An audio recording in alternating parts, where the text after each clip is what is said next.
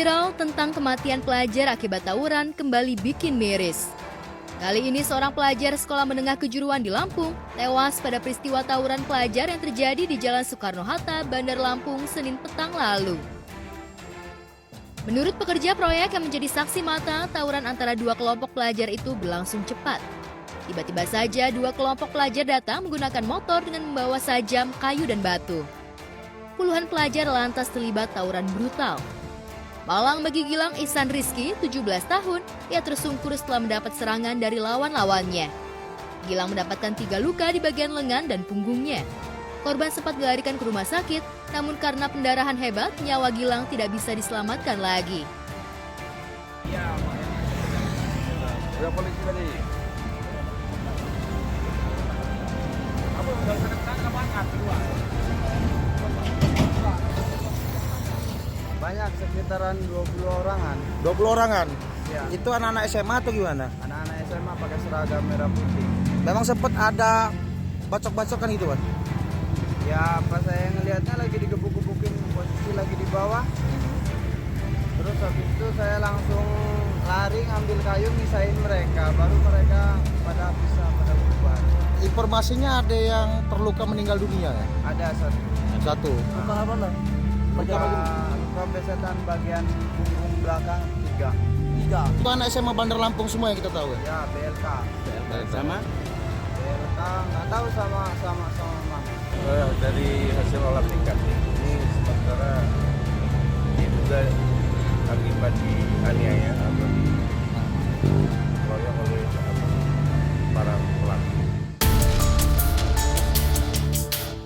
Dari hasil olah TKP, polisi mendapati bercak darah korban, batu dan kayu, serta ikat pinggang yang diduga digunakan untuk mencederai Gilang. Sejumlah pelajar rekan Gilang pun sempat diamankan pihak berwajib untuk dimintai keterangan. Sayangnya hingga kini, polisi setempat belum berhasil membekuk para pelaku yang diduga mengeroyok Gilang hingga nyaris meninggal di tempat.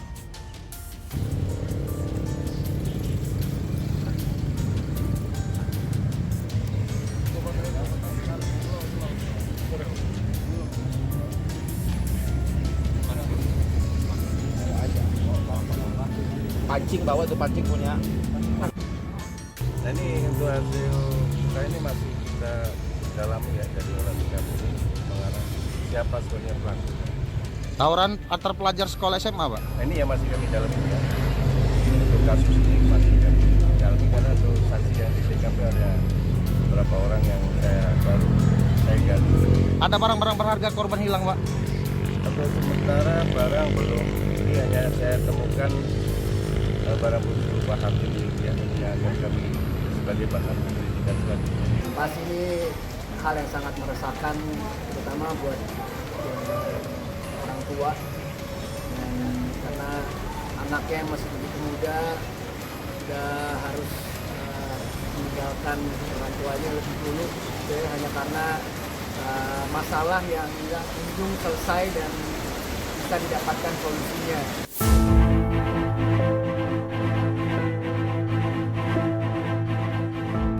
Sementara itu, setelah disemayamkan di Rumah Sakit Immanuel, Bandar Lampung, jenazah Gilang diserahkan kepada keluarganya untuk disalatkan dan dimakamkan.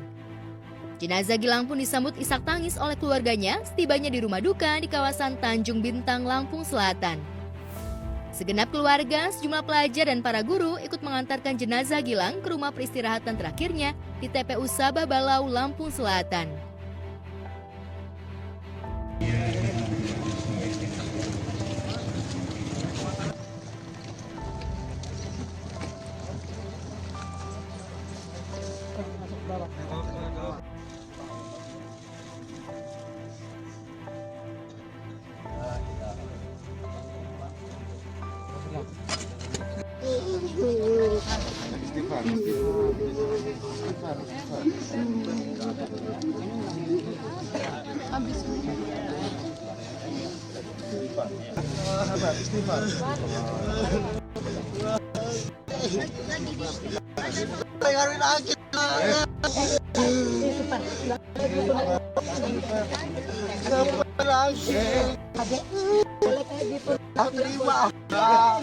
Dia itu PKL di WIP dari WIP. Dia itu kan piket malam. Kemarin itu jam 10 dia bangun tidur nemuin saya. Saya tanya mau kemana Gil? Mau ke rumah kawan. Aku sampai jam 6 nggak pulang. Sampai jam 7 ada dari Manuel. Telah meninggal dunia. Agar mereka dapat hukuman timpal. Karena perbuatannya itu sudah menghilangkan nyawa. Kalau menurut saya nomor satu itu adalah pendidikan dari dan pengarahan dari rumah. Dan juga memberikan penjelasan agar mereka bisa berpikir gitu bahwa tawaran itu hanya akan merugikan, nggak ada untungnya sama sekali. Paling cuma bisa dibilang wah lo keren lo jagoan lo. Tapi apa itu menurut saya justru malah itu hal yang sangat bodoh. Itu nggak ada keren-kerennya. Kalau zaman dulu mungkin masih one on one gitu, jagoan sama jagoannya gitu. Itu kelar udah, nggak usah semuanya turun. Gitu. Kalau ya makin kesini tuh makin menurut saya makin mengerikan, gitu, makin meresahkan. Apalagi sampai menyebabkan nyawa yang hilang. Itu dia. Ungkapan duka untuk Gilang pun diungkapkan oleh sejumlah selebriti.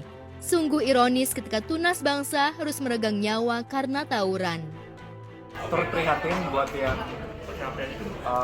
istilahnya terluka, meninggal sampai ada yang meninggal, turut prihatin saya, turut cita-cita yang dalam-dalamnya. Semoga dengan kejadian ini bisa menjadi refleksi ya buat teman-teman yang lain, apalagi teman-teman adik-adik pelajar gitu ya, semoga bisa istilahnya mencari solusi ya sebenarnya. Walaupun ada masalah kan kita bisa mencari solusi yang paling baik lah, maksudnya daripada menempuh jalur tawuran, perkelahian gitu ataupun tawuran. Semoga kedepannya bisa diselesaikan dengan cara musyawarah.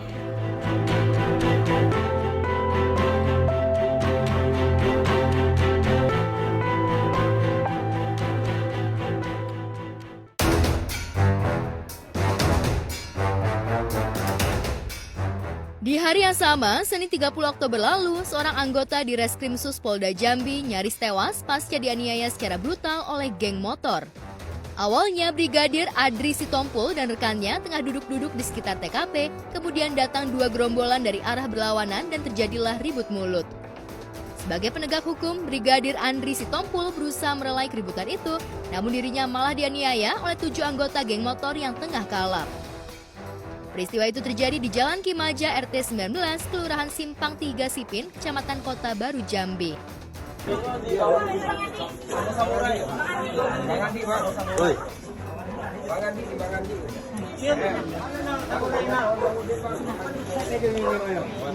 nampak dia keluar dari menuju ke arah luar itu kan, yang kita tahu. Jadi yang kena bacok itu ada 2 orang sih, termasuk sama anggotanya dan keluarga gitu kan ya. Apa dia salah kesalahan apa macam-macam kurang jelas.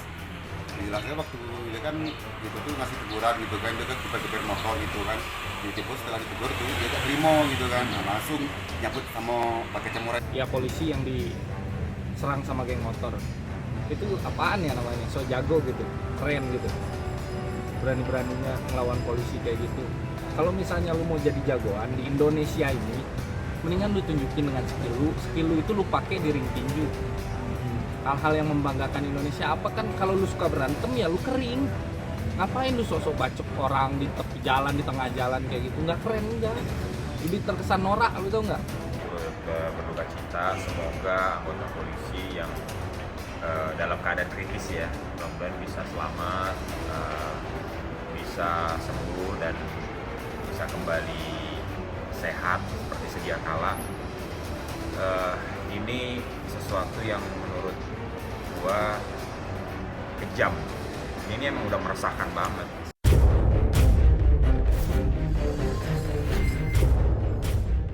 Tak cuma Brigadir Andri Sitompul, rekan beliau yang bernama Chandra yang berusaha merelai aksi premanisme itu juga terluka akibat serangan 7 pelaku.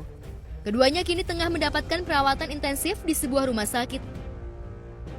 Beberapa jam kemudian, tim Polresta Jambi akhirnya berhasil membekuk 7 anggota geng motor yang melakukan penganiayaan brutal. Mirisnya, 4 pelaku yang berinisial MFB, AS, MDG, dan RA masih berusia di bawah umur. 3 pelaku lagi yaitu FYS, SA, dan AR diduga menjadi anggota geng motor yang dominan dan sering mengompori aksi brutal. Ketujuh pelaku sudah ditetapkan sebagai tersangka dan dijebloskan ke tahanan Polresta Jambi. Baik tersangka maupun korban antri ini kena tusuk di bagian perut. Dan sampai sekarang sudah diamankan ada 7 tersangka. Dari 7 ini 5 masih di bawah umur dan 2 dewasa. Kondisi korban dalam keadaan sadar dan dalam perawatan di rumah sakit. Kita lihat di berita yang ditangkap itu anak-anak kecil, anak-anak tanggung yang umurnya itu masih belasan. Ini satu fenomena yang emang harus benar-benar ditindak tegas supaya nggak ada lagi kejadian-kejadian kayak gini. Dan perlunya yaitu tadi orang tua untuk bisa menjaga anak-anaknya. Hukum seberat-beratnya dan kasih paham dia kalau jagoan itu bukan kayak gitu.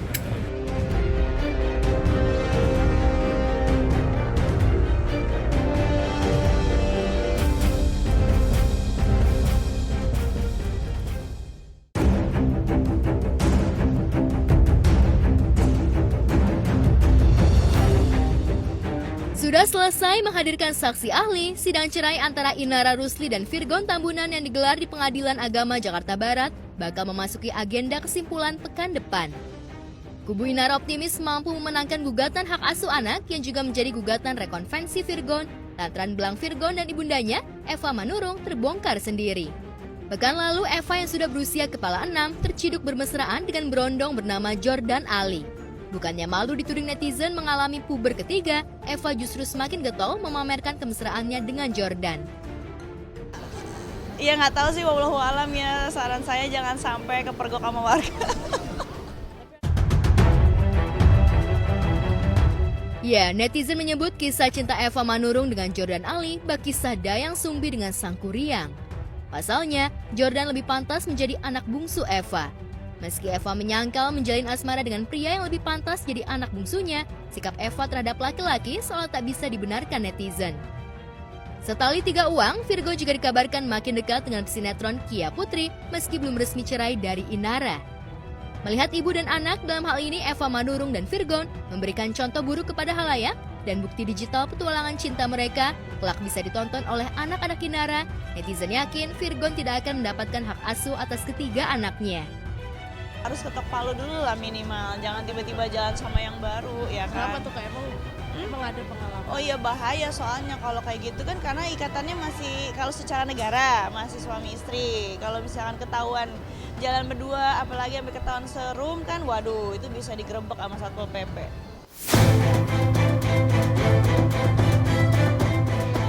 Alih-alih mengaku bisa membantu Virgon dalam mendidik cucunya dengan baik, Eva Manurung justru menjadi pengaruh buruk bagi cucunya sendiri.